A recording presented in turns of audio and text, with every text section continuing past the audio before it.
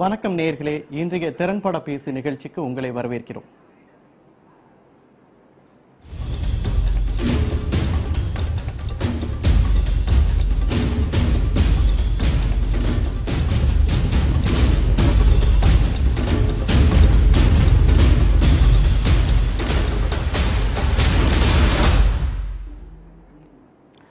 வணக்கம் நேயர்களே, இன்றைய விவாத நிகழ்ச்சியில் வரலாறு காணாத வீழ்ச்சியை சந்தித்துள்ள ரூபாயின் மதிப்பு குறித்தும் பங்கு சந்தையில் ஏற்பட்டு வரும் மிகப்பெரிய சரிவுகள் குறித்தும் 18 மாதங்களாக மௌனம் சாதித்து வரும் மௌன சாமியார் என்ற பட்டத்தை பெற்று வரும் பிரதமர் குறித்தும் மத்திய அரசின் பொருளாதார கொள்கைகள் குறித்தும் விரிவாக விவாதிக்க உள்ளோம்.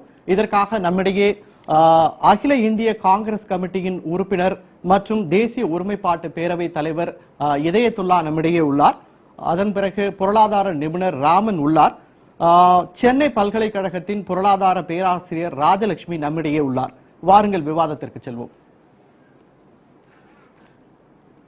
அதன் பிறகு வணிகர் சங்க பிரமுகர் போஸ் நம்மிடையே உள்ளார் விவாதத்தில் கலந்து கொள்ள. வாருங்கள் விவாதத்திற்கு செல்வோம்.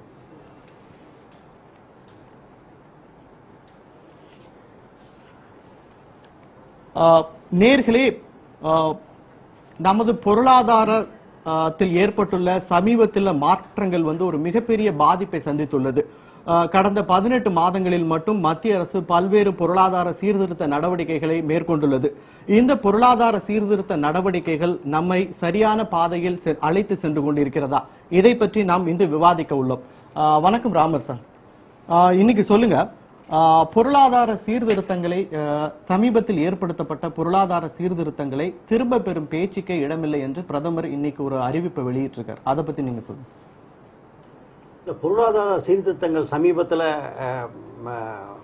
அறிமுகப்படுத்தப்பட்டதெல்லாம் நீண்ட கால அடிப்படையில் பலன் கொடுக்கக்கூடியது.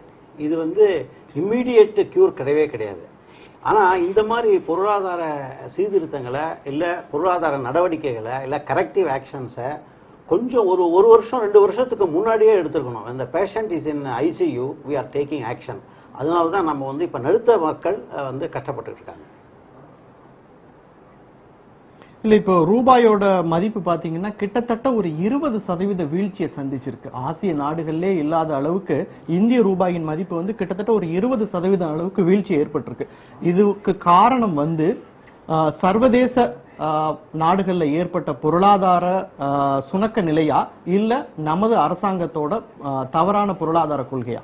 இல்ல, இப்ப நீங்க ஆகஸ்ட் 28, 2011 டாலர் மதிப்பு ரூபாய் அளவில் 45 ரூபா இருந்தது. அதே 28 ஆகஸ்ட் 2013 அது 68 ரூபா.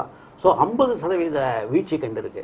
இந்த 50% வீழ்ச்சி முழுவதும் நீங்கள் வெளியில் நடக்கிற பிரச்சனைகளால் ஏற்பட்டதுன்னு மட்டும் சொல்ல முடியாது.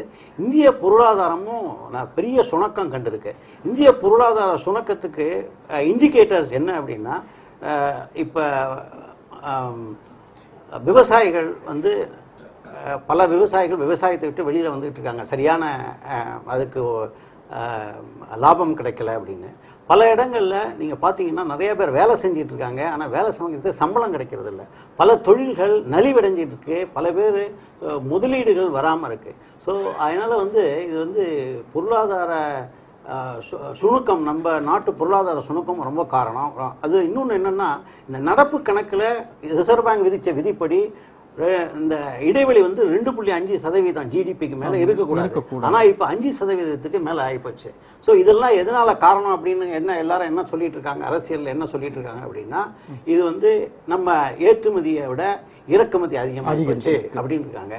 பட் இதெல்லாம் கொஞ்சம் முன்னாடி ஒரு 2 வருஷத்துக்கு முன்னாடி எல்லாருக்குமே தெரியும். உலக அளவுல எல்லாம் மேற்கத்திய நாடுகள்லாம் சரிஞ்சுக்கிட்டு இருந்த போது நம்ம வேடிக்கை பார்த்துக்கிட்டு இருந்தோம். என்ன வேடிக்கை பார்த்துக்கிட்டு இருந்தோம்னா, நம்மள ஒண்ணும் பண்ணாது, நம்ம இன்சுலேட்டட் அப்படின்லாம் சொல்லிக்கிட்டு இருந்தோம். அப்போவே ஒரு 2 வருஷத்துக்கு முன்னாடியே மூச்சுக்கிட்டு நடுத்தர மக்களை குறியா வச்சு எல்லா இந்த சீர்திருத்தங்கள்லாம் பண்ணியிருந்தாங்கன்னா, வேண்டிய கரெக்டிவ் ஆக்ஷன் எடுத்திருந்தாங்கன்னா இப்போ இவ்வளோ கஷ்டப்பட மாட்டோம். ஆனால் இப்போவும் சார், பிரதமரும் சரி நிதியமைச்சரும் சரி தேவையான சீர்திருத்த நடவடிக்கைகள் எடுக்கப்பட்டிருக்கு. ஆனா இதற்கான பலன் கிடைக்க கொஞ்சம் நாளாகும், பொறுமையோட காத்திருக்கணும்னாங்க. ஆனா அதுக்கான எந்த ஒரு அறிகுறியுமே தென்படுற மாதிரி தெரியலையே சார். அறிகுறி உங்களுக்கு தென்படும் என்று நீங்கள் இன்னைக்கே எதிர்பார்க்க முடியாது. பலனை உடனே எதிர்பார்க்க முடியாது. 1900 இல்ல நீங்க இப்போதைக்கு எதிர்பார்க்க முடியாது என்றால் வேறு எப்போ எதிர்பார்க்க முடியும்? ஏன்னா ஏற்கனவே வந்து தலைக்கு மேல வெள்ளம் வந்த மாதிரி ஒரு சூழல் உள்ளது.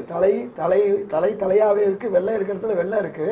நீங்க சொல்ல வேண்டிய விஷயங்களை மக்களுக்கு வந்து பீதியை கிளப்பி கொண்டு சொல்வதாலெல்லாம் ஒன்றும் நடக்காது.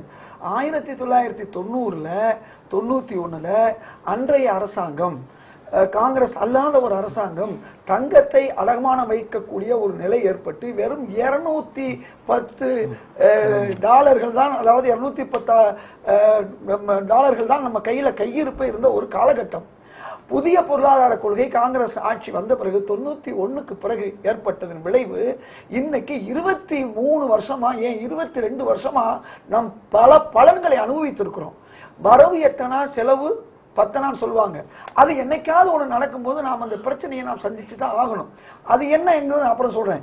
எவ்வளவு பெரிய வளர்ச்சின்னு சொன்னா, உலகமே 3 விழுக்காட்டுக்கு மேல் வளர்ச்சி இல்லாத ஒரு காலத்துல, அமெரிக்காவும் 3க்கு கீழே போன ஒரு நேரத்துல இந்தியா 8லிருந்து 9 வரையும் 10 வரையும் அவருடைய வளர்ச்சி இருந்தது. சந்திக்காத சரிவை நாம இப்ப சந்திச்சுதான் சொல்றேன்.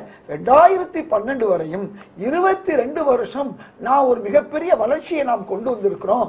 அப்படிப்பட்ட ஒரு சூழல்ல சில நேரங்கள்ல திடீர்னு பிரச்சனை, ஏற்றம் என்றால் இறக்கம் இருக்கும், உயர்வு என்றால் தாழ்வு இருக்கும். இதற்காக வேண்டி எவ்வளவு பெரிய தாழ்வு இருக்கு, என்ன தாழ்வுலாம் நான் என்ன சொல்ல வர்றேன், இது சில நாட்கள் உள்ள தாழ்வு. இப்ப உதாரணமா பிஜேபி அரசாங்கம் 2004 இருக்கும் பொழுது 45 ரூபாய் ஒரு டாலருடைய விலை இருந்துச்சு. 2005 காங்கிரஸ் ஆட்சிக்கு வந்த பிறகு 2005 வரும் பொழுது என்ன நடந்துச்சா 39 ரூபாய்க்கு போச்சு. நீங்க அப்படி சொன்னீங்கன்னா 1947 ஒரு டாலருக்கு 1 ரூபாயா இருந்தது. அதுக்கப்புறம் காங்கிரஸ் பல தடவை ஆட்சிக்கு வந்து நான் சொல்ல வரேன். அது வந்து ஒவ்வொரு காலகட்டம். நான் சொல்ல வந்தது 45 ரூபாய் காலகட்டம் பிஜேபி பேச விடணும். நீங்க பேசிட்டா நான் பேச, நீங்களே சொல்லுங்க. உங்களுடைய கொள்கை பிரகடனத்தை நீங்க அடிங்க, நாங்க கம்முன்னு இருக்கோம். என்ன சொல்றேன்னு முழுசா கேட்டா தானே மக்களுக்கு, உங்களுக்கு ஜிடிவி மூலமா மக்களுக்கு பல உண்மை போயாகணும். 45 ரூபாய் இருந்தது 32 ரூபாய்க்கு கொண்டு வரப்பட்டதுன்னு சொன்னா 15% நம்முடைய மதிப்பு உயர்ந்தது என்பதும் ஒரு காலகட்டத்தை நாம் பார்த்தோம். அதன் பிறகு இன்றைக்கு இப்ப இவ்வளவு ஒரு வீழ்ச்சின்னு சொல்றீங்க, 20% வீழ்ச்சி என்பது நாம் வந்து இப்ப எதிர்நோக்கி இருக்கோம். அந்த வீழ்ச்சி என்பது பணம் தான். இதுக்கு பல காரணங்கள் சொல்லப்படுகிறது. ஒரு விஷயம் நான் சொன்ன பார்த்தீங்களா, வரவு எட்டனா செலவு பத்தனான்னு சொல்லி, நாம வந்து பொருளாதாரத்துல பெட்ரோலிய பொருள்களை நாம் இறக்குமதி செய்து கொண்டே இருக்கிறோம். நம்ம மக்கள் என்ன, ஒரு நாள் பெட்ரோல் இல்லைன்னு சொல்லும் போது கூட 10 ரூபா கூட தர்றோம், எங்களுக்கு பெட்ரோல் கொடுங்க அப்படின்னு தான் சொன்னாங்க. இன்னைக்கு பெட்ரோலுடைய இம்போர்ட்டை நிறுத்தினா நிலைமை என்ன ஆகும் நமக்கு தெரியும். அதே மாதிரி நம்முடைய மக்கள் தங்கத்துடைய மோகம் என்பது ஊரறிஞ்ச விஷயம். இன்றைக்கு இந்த ரெண்டுலையும் அதிகமாக நம்முடைய பணம் போய்கிட்டு இருக்கு.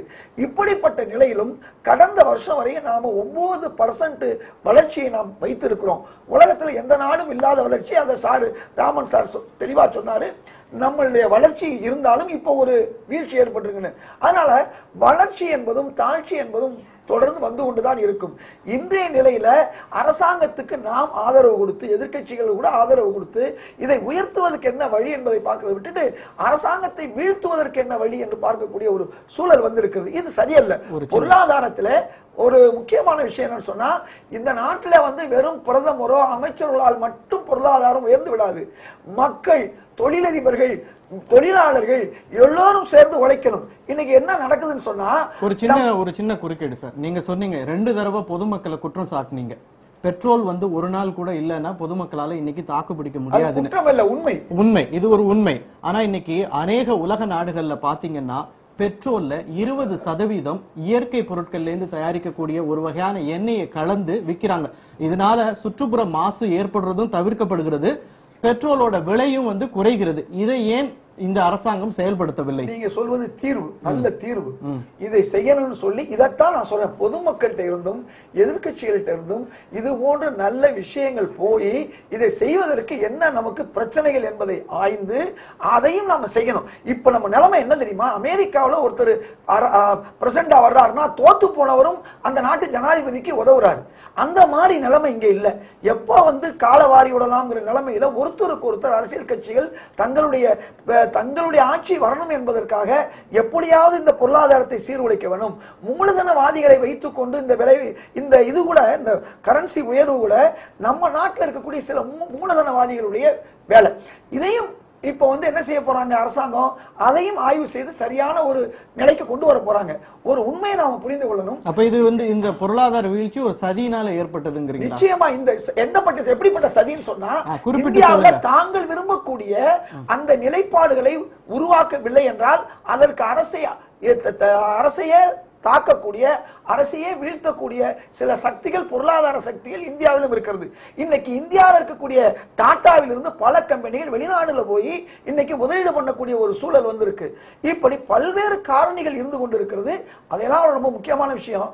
எல்லா பொருளையும் சீனாவிலிருந்து இறக்குமதி. உங்களுக்கு தெரியும், பஜாஜ் ஸ்கூட்டர்ல இருந்து ஹீரோ ஹோண்டா ஸ்கூட்டர் வரை ஒரு காலத்தில் இந்தியாவில் தயாரிக்கப்பட்டது. இப்ப என்ன தெரியுமா நடக்குது, அங்கே தயார் பண்ணி இங்க பேர் போட்டு விற்கிற நிலைமை.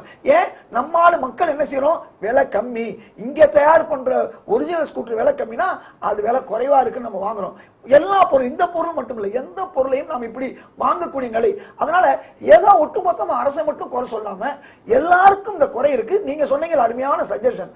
இது மாதிரி அந்தந்த துறைகள்ல நாம் வந்து ஆலோசனை செய்து இந்த நாட்டை உயர்த்துவதற்கு ஒவ்வொரு மனிதர்களும் முயற்சிக்க வேண்டும். ஜப்பான்ல ஒரு வீழ்ச்சினா ஒவ்வொரு ஜப்பானியர்களும் இது ஜப்பான் என்று நினைக்கிறார்கள். நாம இந்தியா என்று என்னைக்கு நினைக்கிறோமோ, நாம் என்று சுயநலம் நினைக்காம இந்தியா என்று நினைக்கும் பொழுது நிச்சயமாக இந்த நாடு இந்த 22 வருஷ பலன் மீண்டும் வரும். இன்னைக்கு ஒரு சிறு தாழ்வு, 22 வருஷத்துல சில நாட்கள் என்பது ஒன்றும் பெரிய விஷயம் இல்லை. ரொம்ப நன்றி ராஜலட்சுமி மேடம், நீங்க சொல்லுங்க. இப்போ நம்ம பொருளாதாரத்துல ஏற்பட்டுள்ள இந்த வீழ்ச்சிக்கு வந்து தாராளமயமாக்கல் கொள்கைக்காக நாம கொடுத்த விலை அப்படின்னு சொல்லி பிரதமர் சொல்லியிருக்காரு. ஒரு பிரதமரே வந்து வெளிப்படையா இந்த மாதிரி சொல்லியிருக்காரு. ஏற்கனவே இதுக்கான பலனை நாம அனுபவிச்சிட்டோம், இப்போ அதுக்கான விலையை கொடுக்கிறோம்னு பிரதமரே இன்னைக்கு நாடாளுமன்றத்துல பேசியிருக்காரு. ஒரு பிரதமரே இந்த அளவுக்கு வெளிப்படையா, அதாவது குளோபலைசேஷனுக்காக நாம இது கொடுத்த விலைன்னு சொல்லியிருக்காரு. இதை எந்த மாதிரி நம்ம எடுத்துக்கணும்? அதாவது நம்மளுடைய பிரதமர் ரொம்ப லேட்டா வந்து ஒரு அறிக்கை கொடுத்திருக்காரு, பேசியிருக்காரு. அதாவது தாராளமயமாக்குவதனால், தாராளமயமாக்குதலை இவர்கள் சரியாக செய்யாதனால், அதாவது பிரைவேட் செக்டாருக்கு நீங்க எல்லாத்தையும் தாரவாத்து கொடுத்துட்டீங்க, கார்பரேட்டுக்கு எல்லா சலுகையும் கொடுக்குறீங்க, வரி சலுகை கொடுக்குறீங்க, எல்லா சலுகையும் கொடுக்குறீங்க, ஊழல்ல உச்சமா போயிடுச்சு அரசாங்கம். அதனால வந்து இன்டர்நேஷனல் ஒரு ஸ்டெபிலிட்டி அஃபெக்ட் ஆகுது. இவ்வளவு ஊழல் இருக்கும்போது ஆட்டோமேட்டிக்கா இன்டர்நேஷனல் ஃபண்ட்ஸ் வந்து வரது வந்து குறையாதான் செய்யும். அவன் எத்தனை பாக்கெட்டை தாண்டி வர வேண்டியிருக்கு, எவ்வளவு கமிஷன் கொடுத்து வர வேண்டியிருக்கும் போது ஆட்டோமேட்டிக்கா ஃபண்ட் குறையும். அடுத்தது நம்மளுடைய இறக்குமதி அதிகமாகுது. அந்த இறக்குமதி அதிகமாகுது எதுக்கு, நீங்க தேவையானதானே இறக்குமதி பண்ணணும், தேவையில்லாத ஏன் நம்ம வந்து முன்ன வந்து ஒரு கட்டுப்பாடு உள்ள பொருளாதாரம். அமெரிக்கா பொருளாதாரம் வந்து 1930 ஒரு பெரிய கிரேட் டிப்ரெஷன் வந்தது. அந்த கிரேட் டிப்ரெஷன் வரும்போது என்ன பண்ணாங்கன்னா ஆட்டோமேட்டிக்கா எல்லாத்தையும் கண்டெயின் பண்ணாங்க. அப்பொழுதுதான் இந்த வரி சலுகைகளை நிறுத்துறது, இந்த மாதிரி சிஸ்டம்லாம் வந்தது. இப்போ வந்து எல்லாம் தாராளமயமாக்குதலை சரியாக கொண்டு போகாததோட, அரசாங்கம் சரியாக அதை வழிநடத்தி கொண்டு போகாததோட தாக்கம் தான் இது. அவர் ஒத்துக்கிட்டதை பத்தி சந்தோஷம். ஆனா ஒத்துக்கிட்டதை நீ எப்படி ஒத்துட்டா மட்டும் பிரச்சனை ஓடிடுமா, முடிஞ்சிடுமா, நான் என்னால ஒண்ணும் முடியல அப்படின்னு சொல்லிட்டு ஒரு பிரதமர் ஒத்துக்கிறதா? அதாவது இவ்வளவு தூரம் நம்மளுடைய ஒரு வீழ்ச்சியை ஏன் சந்திக்கிறோம்னா, நம்ம விவசாயத்துறையை புறக்கணிச்சிருக்கோம், இண்டஸ்ட்ரியல் செக்டர், மேனுஃபேக்சரிங் செக்டரை புறக்கணிச்சிருக்கோம். உற்பத்தியே இல்ல. நீங்க எல்லாத்தையும் தாராளமயமாக்கி எங்க தாராளமயமாக்கல் பண்ணிட்டோம்னா ஆட்டோமேட்டிக்கா எங்க இருந்து சீப் ப்ராடக்ட் எல்லாம் உள்ள வந்துடும். அதான் 20% சைனா ப்ராடக்ட் உள்ள வந்திருக்கு. அவன் டாலர்ஸ்ல ஏர்ன் பண்ணியிருக்கான், டாலர்ஸ்ல பே பண்றோம். அதனாலதான் டாலருக்கு எதிரான இது. அடுத்தது நமக்கு இது எரிசக்தி, இந்த எனர்ஜி செக்டார், நமக்கு வந்து பெட்ரோல் இது இறக்குமதி செய்யறது. இதை ஏன் குறைக்கிறதுக்கு இவங்க வழி பண்ணக்கூடாது? நீங்க சொன்னீங்க மாதிரி சோலார் எனர்ஜிலாம் நம்ம நாட்டில் எவ்வளவோ இருக்கு, எவ்வளவு பேர் சொல்றாங்க. அதுக்கு ஒரு லாபி, இந்த பெட்ரோலியம் லாபி இருக்கு இல்லையா, இவங்க வந்து அந்த சோலார் எனர்ஜியை இம்ப்ளிமெண்ட் பண்ண விட மாட்டாங்க. சில செக்டார்ஸ்ல பண்ணுறது. இன்னமும் ஜெயலலிதாவும் எவ்வளவோ தமிழ்நாட்டில் சொல்லி பார்த்தாங்க, அது பண்ணாங்க, ஏதோ கொஞ்சம் கொஞ்சம் தான் பண்ணியிருக்காங்க, தவிர பெரிய லெவல் பண்ண முடியாது. ஒரு ஆன்டி லாபிங் அதுல கூட நம்ம ரொம்ப ரொம்ப தாமதமா கண் விழிச்சிருக்கோம் தான் சொல்லணும். இல்லைங்க, கண் விழிச்சு மூடிக்கும், அப்பப்ப கண்ணை விழிச்சு மூடிக்கிறோம். அதுதான் சோலார் எனர்ஜியில் நடக்குது. ஏன்னா வந்து இதுக்கு ஒரு ஆன்டி லாபிங் இருக்கு, அது நம்ம தெரிஞ்சுக்கணும், நம்ம பப்ளிக்கும் தெரிஞ்சுக்கணும். சில விஷயங்களுக்கு ஆன்டி லாபிங் வந்து நம்மளுடைய பாலிசி எல்லாம் வெளிநாட்டுல டிசைட் ஆகி உள்ள வருது. இப்படி பாலிசி வரும்போது அவங்களுக்கு சாதகமான பாலிசி தானே. 39 போன தனி 40 சூரிய சக்தி மூலம் மின்சாரம் தயாரிக்கிறதுல அவங்களுக்கு என்ன விதமான பாதிப்பு இருக்குன்னு சொல்ல வரீங்க? இப்போ நீங்க பாத்தீங்கன்னா இதுல ஒரு ட்ரெயினுக்கு அகேன்ஸ்டா இந்த மோட்டார் லாபின்னு ஒண்ணு இருக்கு. ட்ரெயின் ரயில்வே லைனை ரொம்ப டெவலப் பண்ண விட மாட்டாங்க. People prefer railway line. இது வந்து இந்தியாவில் மட்டும் கிடையாது, அமெரிக்காலையும் இருக்கு. ஏன்னா மோட்டார் கார் இண்டஸ்ட்ரி வந்து தே மஸ்ட் ஃபிளரிஷ். அது மாதிரி இந்த பெட்ரோலியம் ப்ரொடக்ஷன் அதுக்கு சார்ந்த இண்டஸ்ட்ரிலாம் இருக்காங்களா, நம்ம கார்பரேட் செக்டர் ரிலையன்ஸ் எல்லாம் அவங்க இது எடுத்து வச்சிருக்காங்க. கான்ட்ராக்ட் எடுத்து வச்சிருக்காங்க. ஸோ இப்போ வந்து நீங்க லாங் ரன்ல நமக்கு வந்து சோலார் வந்துச்சுன்னா இவங்க பிசினஸ் பாதிக்கப்படும். ஆனா அரசாங்கம் வந்து இது ஜனநாயக அரசாங்கம், மக்களுக்கான அரசாங்கம்னு சொல்லிட்டு இந்த முதலீட்டாளர்களுக்கும் இந்த பெரிய தனவந்தர்களுக்கும் டாடா பிர்லா இவங்களுக்கெல்லாம் வந்து நம்ம இது பண்றோம். அவங்களுடைய நீங்க வர்த்தகத்தை இவங்க தான் வந்து நம்ம செக்யூரிட்டி கொடுக்கறது கவர்மெண்ட் தான், நம்மளுடைய கவர்மெண்ட் தான். நீ ஏன் கொஞ்சம் சில வர்த்தகத்தை நிறுத்த சொல்லக்கூடாது? இப்போதைக்கு தேவையில்லாததெல்லாம் இப்போ தங்கத்தை வந்து டேக்ஸ் போடுறோம், டேக்ஸ் போட்டு நீங்க 8-10% இவங்க என்ன மார்க்கெட்ல இந்த தங்க வியாபாரிகள் என்ன சொல்றாங்கன்னா விளையாட போகுது அப்படின்னு சொல்லிட்டு ஒரு மாயை கிரியேட் பண்றாங்க. தங்க விலை வேணும் ஏற போறது இல்லை, இன்டர்நேஷனல் மார்க்கெட்ல ஏறினா மேடம். ஒரு நேர் ஒருத்தர் இணைப்புல இருக்கார். ஹலோ சொல்லுங்க சார், உங்க பேர் என்ன, எங்க இருந்து கால் பண்றீங்க? சார் நான் அரக்கோணத்துல இருந்து யுவராஜ் பேசுறேன் சார். சொல்லுங்க சார். சார் ஒரு நிமிஷம், நம்ம சொன்னாங்க, அவங்க சொன்னது முழுக்க உண்மை சார். ஊழல் நிறைந்த இந்த இந்திய நாட்டுல வந்து இந்த அரசாங்கத்துல வந்து ஒன்றும் பண்ண முடியாது சார். நம்ம வந்து ஆட்சி மாற்றம் வந்தாதான் சார் இதுக்கெல்லாம் ஒரு வீட்டை வந்து மேம்படுத்த முடியும். இப்ப ஏற்பட்டிருக்க பொருளாதார பாதிப்பிற்கு வந்து இப்ப இருக்கிற அரசு மட்டும்தான் காரணம்னு சொல்ல வரீங்க? அவங்களுடைய நிர்வாகம் சரியில்லை சார், ஊழல் மிகுந்து போயிடுச்சு சார். ஓகே, நன்றி சார். நீங்க சொல்லுங்க சார். இப்போ ஏற்பட்டிருக்க பொருளாதார பாதிப்பிற்கு வந்து இப்போதைய அரசாங்கத்தின் தவறான பொருளாதார கொள்கையும் ஊழலும் காரணம் அப்படின்னு சொல்லியிருக்காரு. அதை பத்தி நீங்க என்ன? இல்லை, மேடம் சொன்னது நான் வந்து அக்ரி பண்றேன். என்னன்னா இப்போ சார் சொன்னதும் பொருளாதார தாராளமயமாக்கல் கொள்கை வந்து பிதாமகனே நம்ம பிரசன்ட் பிரைம் மினிஸ்டர் தான். அவர் வந்து உலக அளவில் அங்கீகரிக்கப்பட்ட பெரிய பொருளாதார மேலே. ஆனால் எங்கே ராங் நடந்ததுன்னு தெரியல. It is not intended by him. அந்த 1995 2012 வரைக்கும் நம்ம அனுபவிச்சோம்னு சொல்றாரு இல்லையா, அனுபவிச்சது நடுத்தர மக்களோ ஏழை மக்களோ கிடையாது. இது வந்து இந்தியா பணக்கார வர்க்கம். மேடம் சொன்னாங்க பிரைவேட் செக்டர், கம்ப்ளீட்டா எல்லாம் பிரைவேட் செக்டார் அனுபவிச்சாங்க. ஸோ இந்தியா வந்து இந்த பொருளாதார தாராளமயமாக்கல பணக்கார நாடு ஆயிடுச்சுன்றது எந்த சந்தேகமும் கிடையாது. ஆனா ஏழைகள் அதிகமாயிட்டாங்க. ஸோ இப்போ இந்த பொருளாதார மந்த நிலைமை சீரழிவினால யாரு மோஸ்ட் அஃபெக்டட்னா பணக்காரர்கள் கிடையாது, நடுத்தர மக்களும் ஏழை மக்களும் தான். விவசாயம் நலிஞ்சிட்டு வருது. In due course of time நம்ம வந்து விவசாய பொருட்களையும் இறக்குமதி பண்ணோம்னா இன்னும் வந்து இந்த நம்முடைய துன்பங்கள் இன்னும் அதிகமாயிடும். ஸோ இதுதான் வந்து சரி. இப்போ இந்த தாராளமயமாக்கல்ல பிரதமர் என்ன சொன்னாருன்னா, நாம அதுக்கான கொடுத்த வேலை தான் இது அப்படின்னு இருக்காரு. அதுல இன்னொரு விஷயமா இருக்கு, இந்த தாராளமயமாக்கல்ல வந்து எந்த அளவுக்கு சுதந்திரமா வெளிநாடுகள் வந்து இந்தியாவில வந்து தங்களோட வியாபாரத்தை பெருக்கி கொள்ளலாமோ அதே மாதிரி இந்தியாவும் வெளிநாடுகள்ல போய் தன்னோட வியாபாரத்தை நிலைநிறுத்திக்கலாங்கிற ஒரு சாதகமான ஒரு இது இருக்கு. அதை ஏன் நாம பயன்படுத்திக்கல? இந்த அரசாங்கம் ஏன் அதை பயன்படுத்திக் கொள்ளல? அதாவது 2 பேர் சொன்னதுல ஒரு உண்மை வெளிப்படுது. 22 வருஷமா பிரைவேட் செக்டார் அனுபவிச்சதா அவர் சொல்றாரு. நீங்க முதல் கேட்டீங்க பாத்தீங்களா, மூலதனவாதிகள் இருக்காங்க பாருங்க, அவங்க ஏன் இன்னைக்கு இந்த நிலைக்கு கொண்டு வந்தாங்கன்னு சொல்லி.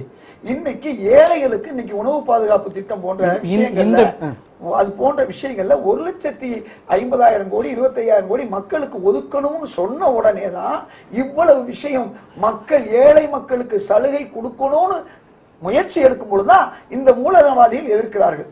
எந்த மூலதனவாதிகள் யாரெல்லாம் அவர் சொன்ன மாதிரி அனுபவிச்சாங்க இல்லையோ அவங்க மட்டும் அனுபவிக்கல. இன்னைக்கு 1000-2000 ரூபாய் சம்பளம் உள்ளவர்கள் 20,000-30,000 சம்பளத்துக்கு வாங்கிட்டு இருக்காங்க. உங்களுக்கு தெரியும், கிராமத்துல ஆளும் வேலும் பள்ளுக்குருதின்னு சொல்லி ஆலங்குச்சியை விளக்குனவங்க இன்னைக்கு எல்லாரும் பிரஷ் வச்சு விளக்கிட்டு இருக்காங்க. ஒரு சட்ட துணி இல்லாத ஒரு சூழல் இருந்தது. எல்லாருமே வந்து 2-3 மாட்டு உடையில் வச்சிருக்காங்க. நடந்து கொண்டு நகரத்தில் வெளிநாடுகள்ல இருந்து பல கம்பெனிகள் வரும்போது இது ஒரு இயல்பான என்ன வளர்ச்சி என்பது நீங்க சொன்னீங்க இல்லையா, அவர் இல்லை இந்த பதில் சொல்லணும் இல்லையா. அதாவது நகரத்தில் இருந்து கிராமத்திலிருந்து நகரத்துக்கு நடந்து வந்தவர்கள் இன்னைக்கு பஸ்லையும் கார்களையும் வந்துகிட்டு இருக்காங்க. ஒரு காலத்துல சைக்கிளே இல்லாத ஒரு சூழல் இருந்தது. இன்னைக்கு வந்து எல்லார் கையிலையும் மோட்டர் பைக்கில் இருந்து கார் வரை வந்திருக்கு. இதையெல்லாம் வளர்ச்சி இல்லை என்றெல்லாம் சொல்ல முடியாது. இந்தியாவுடைய வளர்ச்சி ஏழைகளுக்கும் கிடைச்சிருக்கு, பணக்காரர்களும் கிடைச்சிருக்கு. அதனாலதான் உங்களுக்கு விலையில்லாத அரிசிகள் எல்லாம் 1 ரூபாய்க்கு அரிசி, விலையில்லாத அரிசி 3 ரூபாய்க்கு அரிசி, உணவு விஷயங்களையும் இந்த அரசுகள் வந்து என்ன செஞ்சிருக்கு, ஏழைகளுக்கு உதவி செஞ்சிருக்கு. அதனால இவர்களும் அனுபவிச்சிருக்காங்க. புதிய பொருளாதார கொள்கையின் பலன் எப்படிப்பட்ட நிலைன்னு சொன்னா, வெளிநாட்டிலிருந்து உணவு பொருள்களை நாம் இறக்குமதி செஞ்ச ஒரு காலம், அந்த காலத்தை தாண்டி பசுமை புரட்சி வந்து இன்னைக்கு நாம் வெளிநாட்டுக்கு உற்பத்தியை ஏற்றுமதி செய்யக்கூடிய ஒரு சூழலையும் நாம் பெற்றிருக்கோம். இப்படி ஒவ்வொரு தரப்பிலும் நாம் உயர்ந்திருக்கிறோம். முன்னையெல்லாம் படிக்கிறதுக்கு எல்லாருமே கார்ப்பரேஷன் பள்ளி, ஸ்கூல், இன்னைக்கு தனியார் பள்ளிகள் வளர்ந்துருக்கு. அதுக்கு எவ்வளவு ஃபீஸ் கட்டுறதுக்கு நம்ம தயாரா இருக்கோம். இன்னைக்கு வெளிநாட்டுக்கு எத்தனை பிள்ளைய படிக்க போயிருக்காங்க தெரியுமா? எத்தனை ஆயிரம் கோடி ரூபாய் அந்நிய செலவாணி அதுக்கு செலவாக தெரியுமா? இவ்வளவு நிலையிலும் இந்த அரசு அதற்கு உதவி செய்து கொண்டிருக்கு. முன்னெல்லாம் நாங்க 20 வருஷத்துக்கு முன்ன வெளிநாட்டுக்கு பிரயாணம் பண்ணணும்னு சொன்னா இத்தனை $300 மேல எடுத்துட்டு போக முடியாது. இன்னைக்கு நீங்க $10,000 எடுத்துட்டு போகக்கூடிய வாய்ப்புகள் இருக்கு. இப்படிப்பட்ட வளர்ச்சி நான் எதுக்கு சொல்ல வரேன்னா, எல்லாருக்கும் இந்த வளர்ச்சி கிடைத்திருக்கு. தாராளமய கொள்கையினுடைய பலனை அனுபவித்தோம். விலை சில நாட்கள் கொடுக்கிறோம். இந்த சில நாள் கொடுப்பதற்கு வெறும் அரசு மட்டும் காரணம் அல்ல, மக்களாகிய நாம், தொழிலதிபர்கள், எல்லாருடைய காரணிகள் உண்டு. இப்ப நாம எல்லாரும் ஒண்ணு சேர்ந்து இதை உயர்த்தணும்னா சில விட்டு கொடுக்க வேண்டிய நிலை நமக்கு வருது. அந்த விட்டு கொடுக்கக்கூடிய சில விஷயங்களை நாம் செய்யாமல் நாம எல்லாருமே 19 குற்றம் சொல்றன்னு வச்சுங்க, நாளைக்கு யாரையோ கொண்டு போய் உட்கார வைக்கிறதுனால தேனாரும் பாலாரும் ஓடாது. புதுசா ஒரு மாற்றம் வந்துடாது. அப்படி மாற்றம் வருதுன்னா அவங்க இன்னைக்கு தவறு செய்யறாங்கன்னு அர்த்தம். அவங்க ஆட்சிக்கு வர்றதுக்காக வேண்டி இந்த மூலதனவாதிகளை கொண்டு நம்ம ஏமாற்றுகிறார்கள் என்று ஒரு அர்த்தம் ஆகிவிடும். இந்த கருத்துக்கு வந்து வணிகர் சங்க பிரமுகர் போஸ் நம்மிடம் இருக்கார். சார், நீங்க சொல்லுங்க. இதயத்துல்லா சார் என்ன சொல்ல வர்றாருன்னா, தாராளமயமாக்கல் கொள்கையில நாம வந்து அனுபவிச்சதுதான், இழந்ததை விட அனுபவிச்சதுதான் அதிகம் அப்படின்னு சொன்னாரு. இப்ப அண்மையில பாத்தீங்கன்னா காப்பீட்டுத்துறை, சில்லறை வணிகம், இந்த மாதிரி பல்வேறு துறைகள்ல வந்து அந்நிய முதலீடோட உச்சவரம்பு அதிகரிக்கப்பட்டிருக்கு. இது வந்து எந்த மாதிரியான பாதிப்பை ஏற்படுத்தும்னு சொல்லுங்க சார். அதாவது எப்பயுமே வருமுன் காக்கன்னு தான் நம்ம சொல்லியிருக்கோம். இந்த அரசு என்ன செய்யணும்னா, வெளிநாட்டில் மற்ற நாடுகள்லாம் வந்து ஒரு சரிவை ஏற்படும் பொழுது அதை நம்ம பாதிக்கும்னு சொல்லி அவங்க கொஞ்சம் கூட சிந்திக்கவில்லை. நம்ம வந்து கச்சா எண்ணெய் இறக்குமதி செய்யும் பொழுது அங்கே பாதிப்பு ஏற்படுவது நமக்கு விலைவாசி கூட போகுதுன்றத எண்ணத்தை அவங்க முதல் பதிச்சிருக்கணும். அப்போ என்ன செஞ்சுருக்கணும், முதல் அரசு துறை வந்து அந்த எண்ணெய் பையுடைய உபயோகத்தை குறைச்சிருக்கணும். இன்றைக்கி பார்லிமெண்ட் நடக்குது, நீங்கள் வேணால் பாருங்கள். ஒவ்வொரு மந்திரியும் ஒவ்வொரு எம்பியும் தனித்தனியாக ஒரு காரில் அங்கே போய் இறங்குவாங்க. ஏன் அவங்களாம் சேர்ந்து ஒரு பேருந்தை அடித்து ஒரு 30 பேர் ஒன்றா சேர்ந்து ஒரு வண்டியில் போனால் அங்கே குறைய போகுது. இப்போ உதாரணமாக அந்த ரயிலை பற்றி மக்கள் பயன்படுத்துகிறாங்கன்னு சொல்கிறாங்க. ரைட், இன்றைக்கி வந்து ஒரு ரயிலில் வந்து 2000 பேர் பயணம் செய்யலாம். அதே தூரத்தை வந்து பஸ்ஸில் மக்கள் போகணும்னா 40 பஸ் வேணும். 40 பஸ்ஸுக்கு வேண்டிய நம்ம இப்போ டீசல் வந்து எவ்வளோ செலவாகுன்னு பாருங்க, சுற்றுப்புற சூழ்நிலை பாதிக்க போகுது. அப்போ இது மக்களுக்காக செய்யக்கூடிய அரசுனா என்ன செஞ்சுருக்கணும், 4 வழிப்பாதை போட சார். அதே நேரத்தில் வந்து ரயில்வே ட்ராக்லேயும் குறைந்தது 2 வழிப்பாதையாவது போடணும். அப்படி போட்டால் தான் வந்து அந்த போட்டி பணமானது வந்து நமக்கு அங்கேயே எண்ணெய் குறையும். இப்போ உதாரணமாக நம்ம எடுத்துக்கிட்டிங்கன்னா, நிலக்கரியை எடுத்துட்டிங்கன்னா உலகத்திலேயே 3வது இடம் அதிகமாக ரிசர்வ் உள்ள நாடு எதுனா இந்தியா தான். ஆனால் நாமளே வந்து இறக்குமதி பண்ணுறோம். கிட்டத்தட்ட ஒரு வருஷத்துக்கு $15 மில்லியன் இது நிலக்கரியை இறக்குமதி பண்ணுறோம். ஏன் அந்த உற்பத்தியை நம்ம வந்து பெருக்கலை? நம்ம ஏன் அதை வந்து இறக்குமதி கொண்டு வரக்கூடிய நம்ம ரிசர்வ் பயன்படுத்தலை? இப்போ இதெல்லாம் வந்து அரசாங்கத்துடைய ஒரு தோல்வியான ஒரு திட்டம் தான் நம்ம சொல்லணும். மக்களுக்கு பயன்படுத்துன்னு சொன்னாங்க. எந்த சாலையிலையாவது சைக்கிள் போக்குவரத்துக்கு எங்கேயாவது அவங்க இப்போ சாதாரண மக்கள் போகிறதுக்கு ஏற்படுத்தியிருக்காங்களா? அப்படி ஏற்படுத்தி இப்போ குறிப்பா இந்த சில்லறை வணிகத்துல வந்து அந்நிய முதலீடை வந்து உச்சவரம்பு அதிகப்படுத்தியிருக்காங்க இல்லையா, இது எந்த விதமான பாதிப்பை ஏற்படுத்தும்? குறிப்பா இது எப்படி பாதிப்பு ஏற்படும்னா, இப்போ மக்கள் வந்து பெரிய பெரிய கடைகளை திரும்ப முதல்ல ஒரு மோகத்தில் எல்லாம் அங்கே போக ஆரம்பிப்பாங்க. அங்கே போகும்போது இந்த சின்ன சின்ன வியாபாரிகள் வந்து அவர்களால் வந்து விற்பனை தாக்கு பிடிக்க முடியாது. ஏன்னா இவங்க மொத்தமாக கொள்முதல் பண்ணும்போது இவங்க விலையை குறைத்து எந்த பொருளையும் வாங்கி அந்தந்த பொருளை மட்டும் இந்த சில்லறை வியாபாரிகள் எந்த பொருளை விற்கிறாங்களோ அந்த பொருள்கள் விலைகள் மட்டும் ரொம்ப குறைச்சி விற்பாங்க. அப்போ மக்கள் வந்து ஏமாந்து அங்கே போகும்போது கொஞ்ச நாளுக்கு அப்புறம் இவங்க அழிஞ்ச பிறகு அவங்க தான் விலையை கூட்ட போகிறாங்க. இப்போ இன்னொன்று என்ன ஆகிடும்னா, நீங்கள் எங்கே பார்த்தீங்கன்னா பெரிய கடைகளில் வந்து எப்போ பார்த்தாலும் டிஸ்கவுண்ட் சேல்னு இருக்கும்.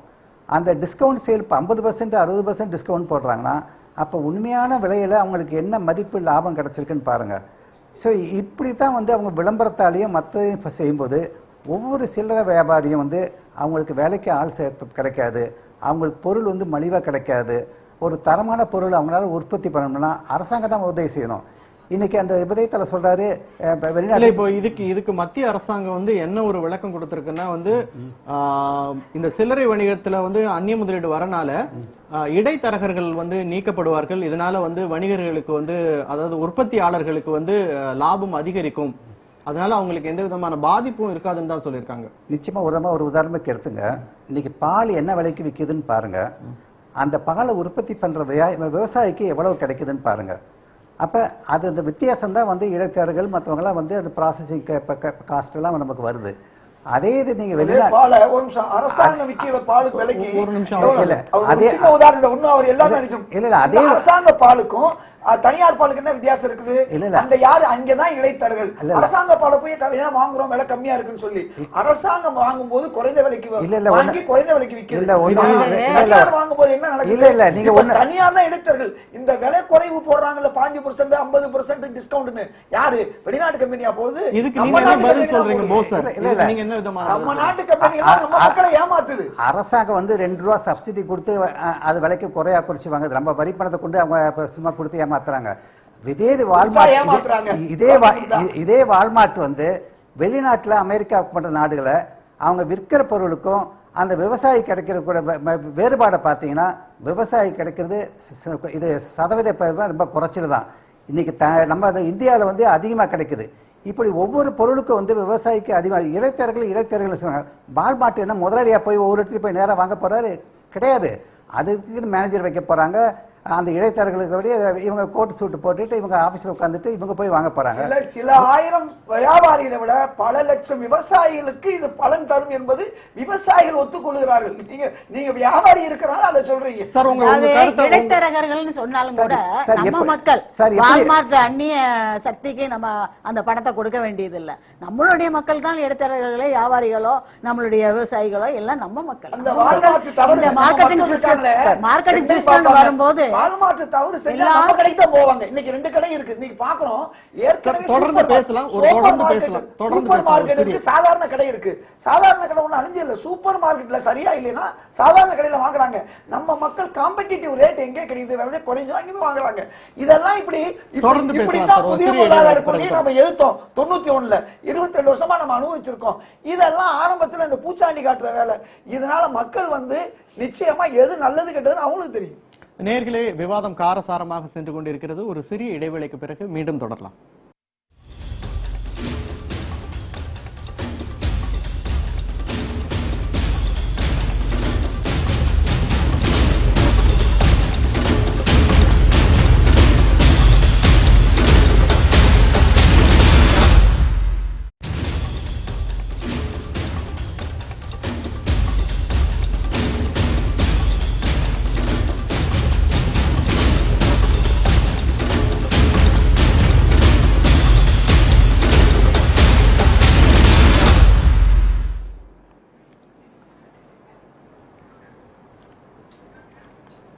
நேர்களே, திறன்பட பேசி நிகழ்ச்சியில் இன்றைய பொருளாதார சூழல் குறித்து பல்வேறு கருத்துக்களை விவாதித்து வருகிறோம்.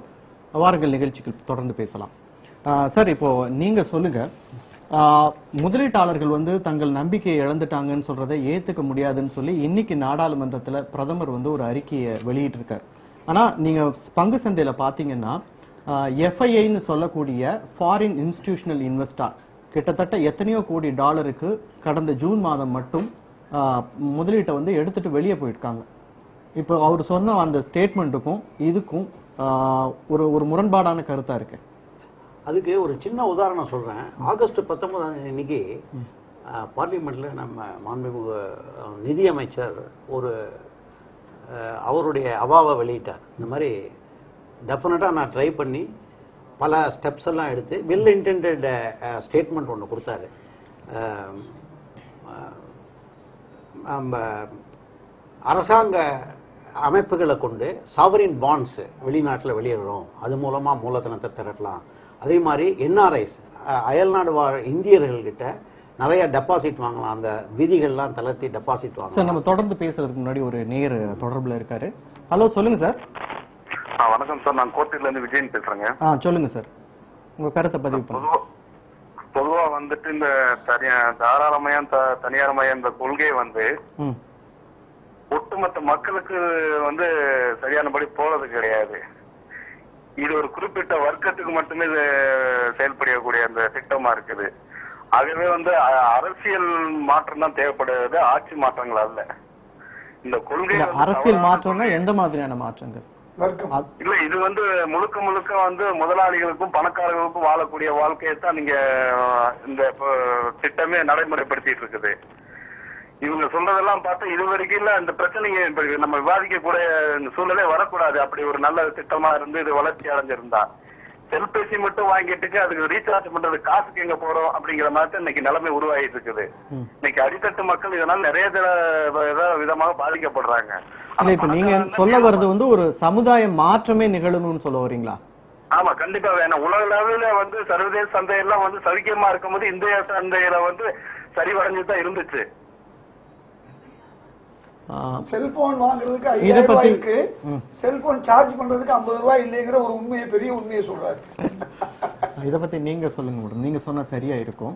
அவர் என்ன சொல்றாருன்னா, இது வந்து இந்த அரசாங்கத்தோட, இந்த குறிப்பிட்ட ஆளும் ஐக்கிய முன்னணி அரசாங்கத்தோட தவறான பொருளாதார கொள்கை கிடையாது, ஒரு சமுதாய மாற்றமே நிகழணும், அப்பதான் வந்து இந்த பொருளாதார வீழ்ச்சி, இந்த பாதிப்புல இருந்து வெளியே வர முடியும் அப்படின்றாரு.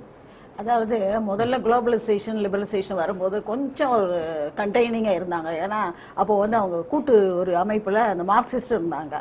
அவங்க வந்து இவங்களோட தாராளமயமாக்குதெல்லாம் கொஞ்சம் இழுத்து பிடிச்சிக்கிட்டு இருந்ததுனால கொஞ்சம் அவ்வளோ இதாக போகலை. அடுத்தது வர வர இப்போ வந்து என்னன்னா ஒரு பொறுப்பில்லாத தனம் வந்து இந்த அரசாங்கத்துக்கு வந்துச்சு. காங்கிரஸ் கவர்மெண்ட் ரொம்ப நாளாக அரசு ஆண்டுட்டு இருக்கிறதுனால வந்து எதெல்லாம் என்னென்ன பேரம் வருது எது வருதுன்னா, இப்போ ஒரு எக்ஸாம்பிள் பார்த்தீங்கன்னா ஆன்லைன் ட்ரேடிங். இந்த ஆன்லைன் ட்ரேடிங் வர்த்தகத்தை நிறைய பேர் அது கவனிக்கிறது இல்ல. அதனாலதான் இந்த பாதிப்புக்கு பெரிய காரணம். பேசும்போது குறிப்பா அந்த NSCL பிரச்சனையை பத்தி நம்ம பேசி ஆகணும். NSCL அந்த சந்தையில பாத்தீங்கன்னா கிட்டத்தட்ட எந்த ஒரு அமைப்பின் மேற்பார்வையின் கீழ் வராம அந்த NSCL சந்தையில கிட்டத்தட்ட 5500 கோடி ரூபாய்க்கு வந்து ஒரு நிதி மோசடி நடந்திருக்கு. இப்போ அதுல முதலீடு செஞ்ச அத்தனை முதலீட்டாளர்களுக்கும் வந்து எந்த விதமான பதிலுமே இல்லை. இப்படி நிறைய பாக்கெட்ஸ் இருக்குங்க, அங்கங்கே இருக்கு, எத்தனை வெடிச்சிட்டு வரப்போகுதுங்கிறத நம்ம இன்னும் பொறுத்திருந்து தான் பார்க்கணும். இதில் வந்து முக்கியமாக நம்ம சொல்லணும்னா, நமக்கு ஆட்சியில் இருக்க பிரதமர் வந்து ஓட்டு போட்டு வந்தவர் இல்லை, அவர் வந்து மாநிலங்களவை மூலமாகவே வந்தவர். அதனால அந்த ரெஸ்பான்சிபிலிட்டியும் ரொம்ப தெரிய மாட்டேங்குது. மக்களை போய் ஃபேஸ் பண்ணணும்னா தானே அடுத்தாப்புல பிரச்சனை. மற்றவங்கெல்லாம் கொஞ்சம் எலெக்ஷன் நின்று வரவங்க பொருளாதார மேதை இல்லையா? பொருளாதார மேதை தான். ஆனால் அவர் வேர்ல்டு பேங்க் IMF ஒர்க் பண்ணிட்டு வந்தவர். அவங்களுடைய திட்டங்களை கேட்டு அவங்களுடைய கருத்துக்களை கேட்டு இங்க ஆபரேட் பண்றது அவரும் சரி. மக்களை பத்தி அவருக்கு வந்து சரியான ஒரு தெளிவான அறிவு இல்லை. அதாவது நம்ம நாட்டுல இருந்து வந்தவர் தானே, ஆனா அவர் படித்தது இருந்தது எல்லாம் அங்க வெளிநாட்டுகள்ல இருந்து அதனால வந்தெல்லாம் அந்த கொள்கையை நீங்க வந்து தியரிட்டிக்கலா இருக்க கொள்கையை, நானும் ஒரு பொருளாதார ஆசிரியர் தான், இப்போ தியரிட்டிக்கலா இருக்க கொள்கையை அப்படியே இம்ப்ளிமெண்ட் பண்ணும்போது அதாவது அந்த சிச்சுவேஷனுக்கு அது பொருந்தி வரணும் இல்லையா? எப்படி சடமுறை சாத்தியம் எப்படி இருக்கும்? நம்ம நாட்டுக்கு வந்து நேர் கொடுத்தது வந்து மிக்சட் எக்கானமி கொடுத்தாரு, அது ஓரளவுக்கு நன்றா போயிட்டு இருந்தது. அடுத்தது நீங்க சொன்னீங்கன்னா இப்ப இந்தியா இதுல உண்மையா இருக்குன்னா எத்தனை பெரிய பணக்காரர்கள் இருக்கிறார்கள்னா இந்தியாவில் நிறைய பேர் இருக்காங்க. நீங்க டாப் 10 பணக்காரர்கள் இருக்காங்க, டாப் 100 பணக்காரர்கள் இருக்காங்க. எவ்வளவு நாள் பணக்காரர்களா இருப்பாங்க அப்படிங்கிற ஒரு கேள்வி அதெல்லாம் இருப்பாங்க அவங்க. ஏன்னா வெளிநாடுகள் எல்லாம் முதலீடு செய்யறாங்க. நீங்க பாத்தீங்கன்னா 1943 பெரிய பஞ்சம் வந்துச்சு. அப்ப நம்மளுடைய முதலாளிகள் எல்லாம் வெளிநாட்டுக்கு ஓடிட்டாங்க. அப்போ வந்து பிரிட்டிஷ்காரங்க கூட, பிரிட்டிஷ் ஆபீசர் கூட இந்தியாவில இருந்து செத்து போனவங்க எல்லாம் இருக்காங்க. ஆனா பெரிய பணக்காரங்க எல்லாம் வெளிநாடு தப்பிச்சு ஓடிட்டாங்க. இது வந்து ஆதாரப்பூர்வமா ஹிஸ்டாரிக்கல் ரெக்கார்டு.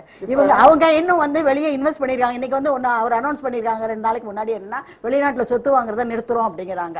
தங்கம் இறக்குமதி பண்றதை நிறுத்துவோம்னு சொல்ல வேண்டியதானே, அதையே நீங்க குறைக்கிறீங்க. ஏன்னா அது கோல்டன் லாபி, அந்த பிசினஸ் லாபி இருக்காங்களா, அவங்க அதை செய்ய விட மாட்டாங்க. ஏன் மக்கள் தங்கம் இல்லாமனா மக்கள் செத்து போயிடுவாங்களா? இப்போ ஃபுட் செக்யூரிட்டி கொடுக்குறீங்க, இட் இஸ் ஓகே. மக்களுக்கு வந்து ஒரு 2 மாசத்துக்கு தங்கமே நீ விற்க கூடாதுன்னு சொன்னா என்ன ஆகும்? இல்லாட்டி மக்கள்கிட்ட இருக்க தங்கத்தை மக்கள் என்ன அவ்வளவு இது இல்லையா? நமக்கு ஒரு பெரிய ஆபத்து வரும்போது, சுதந்திரத்துக்குலாம் ஒரு இது வரும்போது போராடுற மக்கள் தான். இந்த மக்கள்கிட்ட நீ வீட்டுல இருக்க தங்கத்தெல்லாம் ஒரு பாண்டுக்கு கொடுக்க மாட்டாங்கல்ல. இந்த மாதிரி ஒரு ஷாக் அப்சர்விங் மெஷர்ஸ் எடுக்கல. சிதம்பரம் வந்து ஒரு நல்ல பொருளாதார மேதை தான், இவரும் மன்மோகன் சிங்கும் பொருளாதார மேதை தான். ஏன் இப்படி ஒரு இழிவியான மெஷர்ஸே எடுத்துட்டு இருக்காங்க? ஒரு ஷாக் அப்சர்விங் மெஷர்ஸ் சடனா. இப்போ சாரும் சொன்னாரு, வந்து லாங் ஸ்டாண்ட் மெஷர்ஸ் தான் இதெல்லாம் இவங்க கொடுத்துருக்க மெஷர்ஸ் எல்லாமே. இது இன்னும் 6 மாசம் ஆகுமோ இல்ல 6 மாசத்துக்கு மேல இது வந்து 60-100க்கு போகுமோ என்னன்னு தெரியாது. அந்த மாதிரி போயிட்டு இருக்கு. நீங்க டக்குன்னு இதை அரெஸ்ட் பண்ணணும் இல்லையா? அதை என்ன பண்ண போறீங்க? இப்ப என்ன ஆகுதுன்னா என்ன மாதிரி ஆரம்பத்திலே எடுக்கலன்னு சொல்ல வரீங்க? 6 மாசம் முன்னாடியே இவங்க இப்படி வரும்னு ஃபோர்காஸ்ட் பண்ணி ஒழுங்கா போயிருக்கலாம். ஏன்னா அமெரிக்காலேயே டெட்ராய்ட் வந்து திவால் ஆகுது, அங்க ரிசெஷன் வருது, அங்கேயே ரிசெஷன் வரும்போது இங்க வருது. அவன் 39 வரும்போது இவங்க அவங்களுக்கு ஹெல்பிங் ஹேண்ட் கொடுக்குறாங்க. நிறைவு பகுதிக்கு வந்துட்டோம். இப்ப நீங்க சொல்லுங்க சார், இந்த ஆளும் காங்கிரஸ் கட்சி வந்து உணவு பாதுகாப்பு சட்டத்தால வந்து நிதி பற்றாக்குறை அதிகரிக்காதுன்னு திரும்ப திரும்ப நிதி அமைச்சரும் சரி, கேவி தாமஸ் உணவு அமைச்சரும் சரி, பிரதமரும் சரி திரும்ப திரும்ப வலியுறுத்திக்கிட்டே வராங்க. ஆனா எல்லா தரப்புலையும் பாத்தீங்கன்னா பொருளாதார நிபுணர்கள் வந்து இது ஒரு மிகப்பெரிய பொருளாதார பாதிப்பை ஏற்படுத்த போகுதுன்னு அச்சம் தெரிவிச்சிருக்காங்க. கிட்டத்தட்ட ஒரு அரை ஆண்டுகளுக்குள்ள தேர்தல் வர நிலையில இது கிட்டத்தட்ட ஒரு அரசியல் லாபம் சார்ந்த திட்டம் மட்டுமே அப்படின்ற ஒரு கருத்து நிலவுது. இதை பத்தி இந்த வருஷம் கொண்டு வந்தாலும் அரசியல் தான் சொல்லுவோம். போன 2 வருஷத்துக்கு முன்ன சொல்லி இப்பதான் வந்திருக்கு, புதிய விஷயம் இல்ல. அடுத்த வருஷம் கொண்டு வந்தாலும் அரசியல் சார்ந்து சொல்லுவோம். இப்ப உண்மை புரிஞ்சுக்கிச்சா? ஏழைகளுக்கு உதவும் இந்தியாவுடைய 80, 70, 67 விழுக்காடு ஏழைகளுக்கு ஒரு நன்மை செய்ய போகும்போது இதுக்கும் எதிர்ப்பு. இப்ப அம்மையார் சொன்னாங்க, அவங்க ஒரு பேராசிரியர்னால மன்மோகன் சிங்கும் ஒரு பொருளாதார பேராசிரியர் எப்பவுமே ஒருத்தருக்கு ஒருத்தர் ஒரு வருத்தம் இருக்கும். நாளைக்கு இவங்க சென்னையில் இருக்காங்க, நாளைக்கு இவங்களுக்கு கிராமத்தில் உள்ள ஒரு நன்மை நல்ல கேட்டு தெரியான்னு யாராவது இவங்கள்ட்ட குற்றம் சாட்டினா அவங்க ஏற்றுக்குவாங்களா? அதனால இவருக்கு அதாவது பிரதமர் யாரு? அவர் மாநிலங்களவைன்னு இந்தியாவில் ஒரு அரசமைப்பு இருக்கு, அதன் மூலமா அவர் வர்றாரு. அவர் அப்படி வரக்கூடாதுன்னு அரசாங்கம் சொல்லியிருந்தா ஏன் அவர் வர்றாரு? இதுக்காக வேண்டி எல்லாரும் இப்ப இவங்க போய் தேர்தல் நிக்க முடியுமா? ஒரு பேராசிரியர் சில நேரம் தேர்தல் நிக்க முடியாது, சாதாரண ஆளு தேர்தல் வர முடியும். அதனால இதெல்லாம் ஒரு காரணம் அல்ல, இதெல்லாம் காழ்ப்புணர்ச்சி. உண்மை என்ன? இன்றைக்கு இந்தியா வந்து ஒரு காலகட்டத்தில் உயர்ந்திருந்த நேரம், அமெரிக்கா வீழ்ந்துபட்ட ஒரு நேரம் நம்ம பார்த்தோம். அவங்களே ஒத்துக்கிட்டாங்க, டெட்ராய்டே வந்து திவாலாச்சுன்னு சொல்லி. அப்ப அப்படிப்பட்ட திவாலான அமெரிக்கா இன்னைக்கு மீண்டும் எழுந்திருக்கு, சில பொருளாதார காரணங்களை கொண்டு வந்திருக்கு. அங்கே அமெரிக்க பாண்டுகளை விற்றதை இன்னைக்கு சமீபத்தில் நிறுத்தினாங்க. அதன் விளைவு என்ன ஆச்சுன்னு சொன்னா, அங்கே கூடுதல் வட்டி கிடைக்கும். இந்தியாவில் முதலீடு செய்தவர்கள் எல்லாம் இந்த பணத்தை எடுத்துக்கொண்டு அமெரிக்காவுக்கு செல்கிறார்கள். நாளைக்கு அதே ஒரு திட்டத்தை அவர்கள் திவாலாகி எழுந்தார்கள் அல்லவா, அதே போன்று நாமும் சில திட்டங்களை அறிவிக்கும் போது இந்தியாவும் மீண்டும் ஒரு உயர்கொண்ட வாய்ப்பு இருக்குது. அதனால ஏதோ சில நாட்கள் நடக்கக்கூடிய இந்த ஒரு காரணத்தை ஒட்டுமொத்தமாக இந்திய அரசையும் இந்திய அரசாங்கத்தை விமர்சிப்பது நல்லது. அவர் சொன்னார், அவரோட லைன். ஹலோ ஹலோ ஹலோ தொடர்ந்து அதாவது அரசியல் காரணம் என்று சொன்னார். ஆட்சி மாற்றம் இல்ல, அரசியல் காரணம் சொன்னா அவர்கள் 2004 இருந்து 2009 வரை இந்த ஆட்சிக்கு துணையாக இருக்கும் போது அது நல்ல ஆட்சி.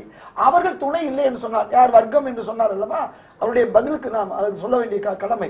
அதனால தாங்கள் பங்கு பெற்றால் அது நல்ல ஆட்சி, தாங்கள் பங்கு பெறவில்லை என்றால் அது தவறான ஆட்சி என்றெல்லாம் சொல்ல முடியாது. இன்னைக்கு இந்த அரசு வந்து இந்த இதை மட்டும் உணவு பாதுகாப்பு மட்டும் கொடுக்கல, ரைட் டு எஜுகேஷன் 25% ஏழைகளும் உயர்ந்த டான்பாஸ்கோ போன்ற ராஜாஜி வித்யாசிரம் போன்ற பள்ளிக்கூடங்களிலும் படிக்க முடியுங்கிற ஒரு சட்டத்தை கொண்டு வந்திருக்கு. இன்னைக்கு இவ்வளவு விவரம் உங்களுக்கு எனக்கு தெரியும் சொன்னா ஆர்டிஐ இப்படி நல்ல பல திட்டங்களை கொண்டு வந்திருக்கு.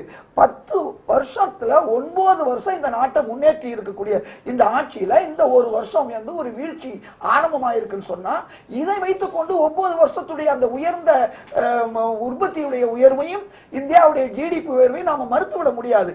உலகம் முழுக்க 3% இருக்கும்போது நம்ம நாடு 9% இருந்தது, ஆவரேஜ் 8% இருந்தது. எத்தனை நாளைக்கு சொல்லி நான் என்ன சொல்ல போறேன், நான் என்ன சொல்ல வரேன், இருந்ததை சொல்லித்தான், சொல்லாம இருக்க முடியாது. இன்றைய நிலையில நம்முடைய பொருளாதாரத்துடைய இறங்கு முகம் என்பது இங்க மட்டுமல்ல, இந்த ரூபாய் மதிப்பு வீழ்ச்சி தென்னாப்பிரிக்காவில், பிலிப்பைன்ஸ்ல, இது போன்ற பல நாடுகள் இருக்கான இதே அளவுதான். நீங்க போய் பார்க்கணும். இந்த வீழ்ச்சியையும் தாண்டி இந்தியா மீண்டும் நாம் வந்து முன்னேறக்கூடிய வாய்ப்புகள் இருக்கு என்று இன்னைக்கு யார் சொல்ல முடியும்? பிரதமரும் நிதியமைச்சர் தான் சொல்ல முடியும். அவர்கள் எப்படி சொல்லுவது, நாம எப்படி கேட்க முடியும்?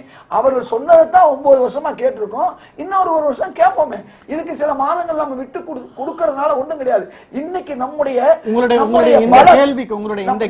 வணிகர் சங்க தலைவர், வணிகர் சங்க பிரமுகர் போஸ் வந்து என்ன சொல்றாருன்னு பாப்போம். இல்ல நீங்க இதுக்கு என்ன பதில் சொல்லுங்க? இப்படியே அங்க வீழ்ச்சி நடந்திருக்கு, இங்க வீழ்ச்சி நடந்திருக்குன்னு சொல்லி பிரயோஜனம். நம்ம வீட்டுல இருக்கிறதுக்கு என்ன சரி செய்ய போறோம், அதுதான் ரொம்ப முக்கியம்.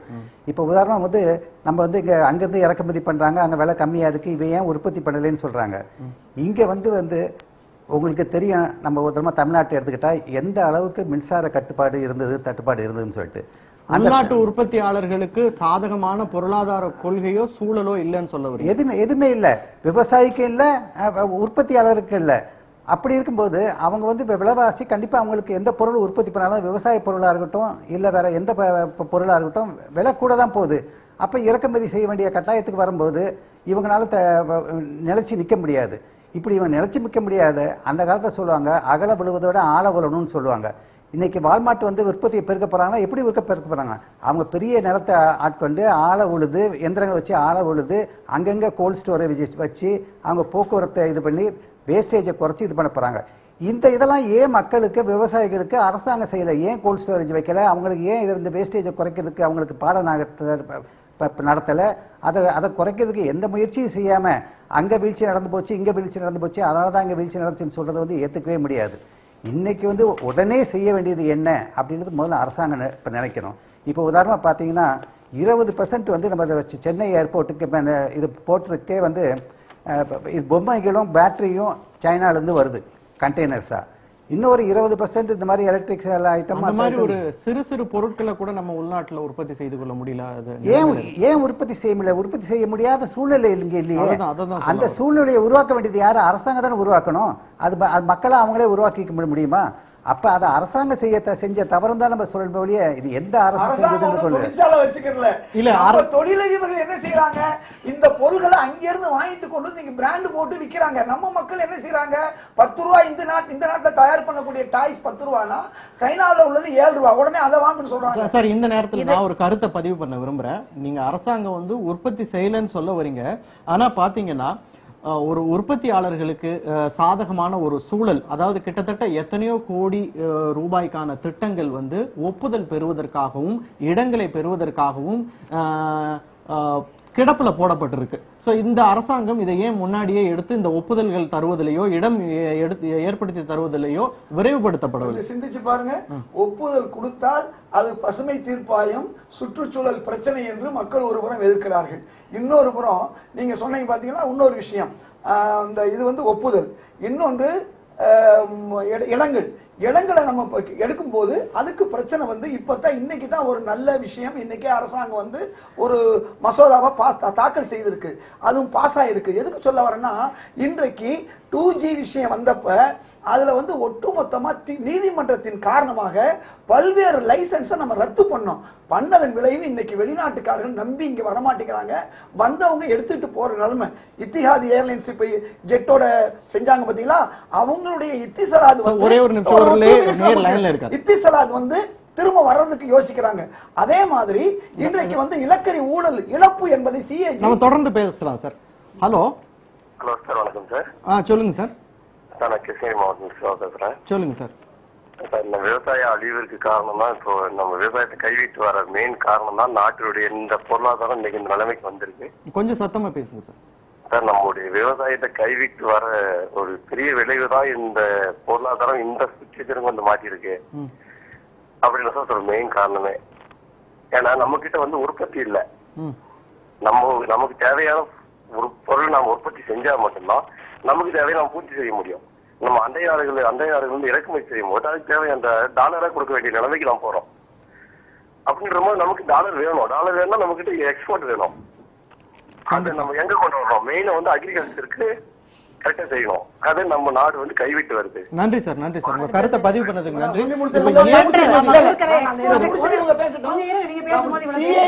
அதாவது எக்ஸ்போர்ட் பண்ற பொருட்களுக்கும் நம்ம நல்ல விலைகளை நம்ம கேட்டு வாங்குறது கிடையாது. நம்ம அரசாங்கம் அதுக்கு சப்போர்ட் பண்றது கிடையாது. இப்ப நம்ம கார்மெண்ட் எக்ஸ்போர்ட் பண்றோம்னா இங்க வந்து ஒரு குறைச்ச விலை வாங்கிட்டு அவன் அங்க போய் நல்ல பெரிய விலைக்கு விற்பான். அதனால டேர்ம்ஸ் ஆஃப் ட்ரேட் வந்து நம்ம கண்டிசிவா கிடையாது எக்ஸ்போர்ட் குட்ஸுக்கும் நம்ம பண்றேன். அடுத்தது ஈவன் இந்த பாடி ஷாப்பிங் சொல்லிட்டு நம்ம சாஃப்ட்வேர் இன்ஜினியர்ஸ் போறாங்க. அவங்களுக்கு $5000 கொடுத்தா இவங்களுக்கு $3000 $2500 தான் கொடுக்கணும். இதெல்லாம் வந்து ஒரு பார்கெனிங் கெபாசிட்டி இருக்கணும் நம்ம கவர்மெண்ட். இது முதல்லயே அவங்க இதெல்லாம் விட்டுட்டதுனால 77 நாடுகள் கூட நமக்கு வந்து வர்த்தக பற்றாக்குறை இருக்குன்னு வர்த்தக அமைச்சர் ஆனந்த் சர்மாவே சொல்லியிருக்காரு. இப்ப இது மாதிரி சில காரணங்கள், நீதிமன்ற காரணங்கள், சிஏஜி காரணங்கள்னால நம்பிக்கை இழப்பு. வெளிநாட்டு முதலீட்டாளர்கள் ஏன் வரல? எதிர்க்கட்சிகள் செய்யக்கூடிய சில தவறுகள், பாராளுமன்றத்தை முடக்குதல், இப்படி எல்லா காரணங்களும், உள்நாட்டு காரணங்கள், வெளிநாட்டு காரணங்கள் எல்லாம் இருப்பதனாலதான் இவ்வளவு ஒரு பின்னடைவு ஏற்பட்டிருக்கு. இந்த பின்னடைவை சரி செய்யக்கூடிய நிலையில இன்னைக்கு அரசாங்கம் முயற்சி செய்து கொண்டிருக்கிறது. அதுல நாம் அனைவரும் ஒத்துழைப்பு தான் கொடுத்தாகணும். ரெட்ரோஸ்பெக்டிவ் டாக்ஸ் போட்டது அரசாங்கம் தானே, அதனால தானே நம்பிக்கை இழந்து போயிட்டாங்க எல்லாருமே. அல்ல, டாக்ஸ் மட்டும் கிடையாது. வந்தவர்களுக்கு இங்க நாம முறையாக அவர்கள் லைசன்ஸ் கொடுத்துட்டு அவங்க லைசன்ஸ் கேன்சல் பண்ணோம். அதனால இடங்கள் பொருள் கொடுக்கும் போது இந்த இடங்களை கொடுக்க கூடாதுங்கிற எதிர்ப்பு இங்க இருக்குது. இப்ப டாடா மேற்கு வங்காளத்துக்கு போனாங்க. மேற்கு வங்காளத்துக்கு போன நேரத்துல அங்க இடம் கொடுக்க முடியல, குஜராத்துக்கு போனாங்க. அப்ப என்ன செய்வாங்க? இந்தியாவுல வர்றாங்க, வேற நாட்டுக்கு போவாங்க. அதனால பல்வேறு காரணங்கள், இந்தியாவுடைய அரசியல் காரணம், மக்கள் பிரச்சனை, அதே போன்று நீதிமன்ற பிரச்சனை, சிஏஜி போன்ற அரசியல் செய்யக்கூடிய சிஏஜி வந்த பிரச்சனை, இப்படி பல்வேறு பிரச்சனை ஒண்ணு சேர்ந்து இன்னைக்கு இந்தியாவுடைய வீழ்ச்சிக்கு ஒரு காரணமா இருந்திருக்கு. இந்த வீழ்ச்சியை கூட நாம் சரி செய்ய முடியும். அதற்கான முயற்சி அரசியல்.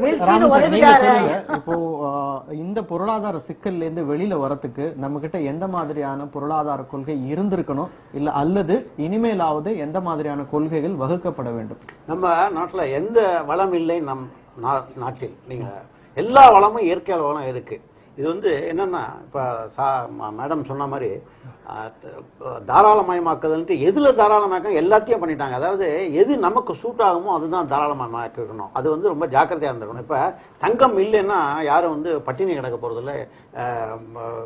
ஒரு 2 மாசம் ஒரு வருஷம் தள்ளி போடலாம். ஸோ இந்த தங்க இறக்குமதி கொஞ்சம் கொஞ்சமா டிராப் பை டிராப்பா ரொம்ப ஹெசிடேஷனோட இவங்க குறைக்கிறத, ஒரு வருஷம் முன்னாடியே தங்க இறக்குமதி எவ்வளவு இறக்குமதி பண்ணிருக்காங்க தெரியுமா? 2011-12 3,25,000 கோடி ரூபாய்க்கு ஒருத்தான டாலர் மதிப்பு பண்ணிருக்காங்க. இப்ப 12-13 2,75,000 கோடி. இப்ப அவங்க வரி வசதி அதெல்லாம் ஏதோ கொஞ்சம் தான் குறைஞ்சிருக்கே தவிர தங்க இறக்குமதி ஆகிட்டு தான் இருக்கு. தங்க இறக்குமதியை ஒரு வருஷம் பர்மனண்டா நிறுத்தி வச்சா இந்த சிஐடி ப்ராப்ளம் நிச்சயமா பெருமளவு குறையும். அதே மாதிரி பெட்ரோல் வளம் நம்ம நாட்டில் நிறைய இருக்கு. ஏன் இவங்க நம்ம இன்னும் வெளிநாட்டிலேருந்து நம்ம தெரிவிச்சுட்டு இருக்கோம். 70% ஆஃப் ரெக்குவயர்மெண்ட் இம்போர்ட் பண்ணிட்டு இருக்கோம். இது ஒரு அமைச்சரே சமீப காலத்துல ஒரு ஒப்புதல் வாக்குமூலம் அளிச்சாரு. நம்ம பெட்ரோல் வளத்தை எக்ஸ்ப்ளாய்ட் பண்றதுக்கு சில தடங்கல்கள் இருக்கு அப்படின்னு. இப்ப இந்த பொருளாதார சிக்கலை திறக்கிறது எந்த தடங்களையும் உடைச்சறையணும் அரசாங்கம். ரெண்டாவது, மூணாவது கோல். இப்ப கோல் சார் நிலக்கரி சொன்னாரு. $20 பில்லியன் ஒர்த் ஆஃப் கோல் நம்ம இம்போர்ட் பண்ணிருக்கோம் இப்போ ரீசெண்டா ஃபார் அவர் தொழிற்சாலைகளுக்கு. பட் நம்ம நாட்டிலேயே நிலக்கரி வளம் எக்கச்சக்கமா இருக்கும்போது பல வருடங்கள் முன்னாடியே திட்டமிட்டு இந்த மாதிரி அனாவசிய இம்போர்ட்லாம் நம்ம குறைச்சிருந்தோம்னா டெஃபினட்டா இந்த மாதிரி நிலைமைக்கு நம்ம தள்ளி இருக்கப்பட மாட்டோம். நம்ம இதை ஒத்தி போட்டுருக்கலாம். திரு ராமன் சொல்றதை நான் ஏத்துக்கிறேன். இது சரியான விஷயம். இந்த கோல் விஷயத்துல மட்டும் கொடுத்த பிரச்சனைகள், இப்ப எடுக்க முடியாத பிரச்சனை, நம்மளோட கோல் வளம் இருந்தும் அந்த கரியை நாம் எடுக்க முடியாத ஒரு சூழல், அரசியல் காரணங்கள். இப்படி அவர் சொன்ன மாதிரி இப்ப இந்த கச்சா எண்ணெய் நம்ம அரசியல் காரணங்களை தான் இந்த அரசாங்கம் கலைஞ்சு இரும்பு தாதுவை ஏற்றுமதி பண்ணோம். அங்கே கர்நாடகத்துல சில ஊழல் பிரச்சனைனால இப்ப அது நின்று போச்சு. அதை நீங்க சொல்ற மாதிரி அரசே எடுத்து கூட எக்ஸ்போர்ட் பண்ணலாம். நமக்கு நிறைய பணம் வந்தது அது போன்ற தாது ஏற்றுமதியில வந்துச்சு. இப்ப அது நின்று போச்சு. இப்படி பல்வேறு அரசியல் காரணங்களும் இருக்கிறது, எதிர்கட்சிகளுடைய எதிர்ப்புகளும் இருக்குது. இதையும் நம்ம ஒரு மக்கள் மத்தியில சொல்லும் பொழுது ஒட்டுமொத்தமா ஒரு புறமே நாம குற்றத்தை சுமத்த விட என்னென்ன காரணிகள் இருக்கிறது என்ற குற்றத்தையும் நாம் சொல்லித்தான் ஆக வேண்டும். சார் சொல்லுங்க சார், சொல்லுங்க உங்க கருத்தை பதிவு பண்ணுங்க. இல்ல இப்ப அரசாங்கம் இப்ப ரைட் டு எஜுகேஷன் அப்படின்னு சொல்லி கொண்டு வந்தாங்க. அதனால எத்தனை கோடி மக்களுக்கு நம்ம குழந்தைகளுக்கு நம்ம எஜுகேஷன் கொடுக்க போறோம், எவ்வளவு செலவாகும் அப்படின்றத ஒரு சரியா ஒரு கணக்கெடல. இப்ப அதே மாதிரி இப்ப உணவுப் பொருளுக்கு கொண்டு வந்திருக்காங்க. ஏற்கனவே பாத்தீங்கன்னா உங்களுக்கு வருமான வரி, எக்ஸைஸ் டியூட்டி, கலால் வரி எல்லா வரியும் இருக்கும் பொழுதே இந்த சர்வீஸ் டாக்ஸ் 994 கொண்டு வந்தாங்க. வெறும் 3 சர்வீஸ் கொடுத்து 406 கோடி ரூபாய் வருமானம் வந்தது. இன்னைக்கு 39 சர்வீஸ் தான் கிடையாதுன்னு சொல்றாங்க. 1,76,000 கோடி ரூபாய் இந்த வருஷம் ஆண்டு வருமானம் இருக்குன்னு அவங்க கணக்கிட்டு இருக்காங்க. இப்போ இதுக்கு மேலேயும் இந்த மாதிரி இவங்க கணக்கு பார்க்காம இவங்க கொண்டு வந்த சட்டங்கள்னால ஏற்படக்கூடிய கூடுதல் செலவு எப்படி வரப்போகுது? திரும்ப மக்கள் மேலே தான் அந்த வரி ஏதோ ஒரு வகையில் வரி கொண்டு வர வேண்டிய கட்டாயத்துக்கு வரும். அதனால் இப்படியே மற்ற நாடு என்ன இருக்கு, நம்ம இதை பண்ணியிருக்கோம், முன்னால் இப்படி பண்ணோம் அப்படி பண்ணோம்னு பேசுறதை என்ன விட்டுட்டு புரியுதுன்னா கார்பரேட் செக்டார் மேல வரிய போடக்கூடாதுன்னு சொல்லிட்டு ஏழை மக்களுக்கு உணவு பாதுகாப்பு கொடுக்க கூடாதுன்னு சொல்றாரு. இது இல்ல நீங்க வியாபாரியுடைய குரலா எனக்கு தெரியல. நீங்க இந்த குரல் வந்து ஒரு முதலாளித்துவ குரலா. நீங்க சர்வீஸ் டாக்ஸ் சொல்லி மக்களை புரியாம மக்கள் கிட்ட இருந்து நீங்க எல்லாம் பணம் வாங்குறீங்க. கார்பரேட்டுக்கும் பெரிய ஆளுகளுக்கும் கிடையவே கிடையாது. ஏழைகளுக்கு அவங்க புரியாம இருக்கிறதா சர்வீஸ் டாக்ஸ் தான் போயிருது. அத்தனை ஏழை மக்கள் தான் போய் சேருது. கிடையவே கிடையாதுங்க. சர்வீஸ் டாக்ஸ் வந்து மக்களுக்கு தான் போய் சேருது. நன்றி சார், நன்றி சார். அதாவது 150 சார், நம்ம நிகழ்ச்சியோட இறுதி கட்டத்துக்கு 1,50,000 கோடி ஒதுக்கப்படுதுன்னா அது 80% ஏழை மக்களுக்கு தான் போய் சேர போகுது. 67% உணவு பாதுகாப்பு. ஏற்கனவே கேரளா, தமிழ்நாடு போன்ற மக்களுக்கு கொடுக்குற அரிசி உணவு தானியம் சேர்த்தா 80% மக்கள் ஏழைக்கு தான் போக போதே. அது வந்து பணக்காரங்களுக்கு போய் சேர போகுது. சார், நம்ம நேரமின்மை காரணம்னால நிகழ்ச்சியை இத்துடன் முடித்துக் கொள்கிறோம். நேர்களே, இன்றைய திறன்படன் பேசு நிகழ்ச்சியில் இன்றைய பொருளாதார சூழல் குறித்த பல்வேறு கருத்துக்களை விவாதித்தோம். மீண்டும் நாளை சந்திப்போம். வணக்கம்.